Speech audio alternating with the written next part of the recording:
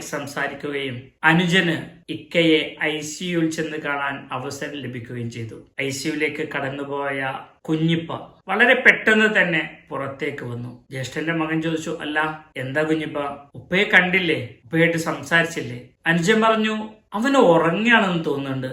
ഞാന് ദൂരെ നിന്നൊന്ന് നോക്കി, എനിക്ക് അവന്റെ അടുത്ത് പോകാൻ പറ്റിയില്ല, മനസ്സ് വന്നില്ല, വല്ലാത്ത സങ്കടം. ഞാൻ ഒന്നും മിണ്ടാതെ ഉറങ്ങിക്കിടക്കുന്ന അവനെ ഉണർത്താതെ ഞാൻ തിരിച്ചു വരികയായിരുന്നു. കുഞ്ഞിപ്പയും മകനും ഇത്തിരി നേരം അവിടെ നിന്ന് വീട്ടിലേക്ക് മടങ്ങി. എന്താവശ്യമുണ്ടെങ്കിലും മോന് വിളിക്കണം. കുഞ്ഞിപ്പയുടെ കയ്യിലുണ്ടായിരുന്ന കുറച്ച് പണം മകന്റെ കയ്യിൽ ഏൽപ്പിക്കുമ്പോൾ അവൻ വേണ്ട വേണ്ട എന്ന് നിർബന്ധം പിടിച്ചപ്പോഴും അത് നിർബന്ധിച്ച് അവന്റെ കയ്യിൽ കൊടുത്തുകൊണ്ടാണ് ആ അനുജൻ പോകുന്നത്. കുഞ്ഞിപ്പ യാത്രയായ ഉടനെ ICUവിലേക്ക് ഉപ്പയുടെ അടുത്തേക്ക് കടന്നു ചെന്ന മകൻ ശരീരത്ത് നിറയെ മെഷീനുകൾ ഘടിപ്പിച്ചിട്ടുണ്ട്.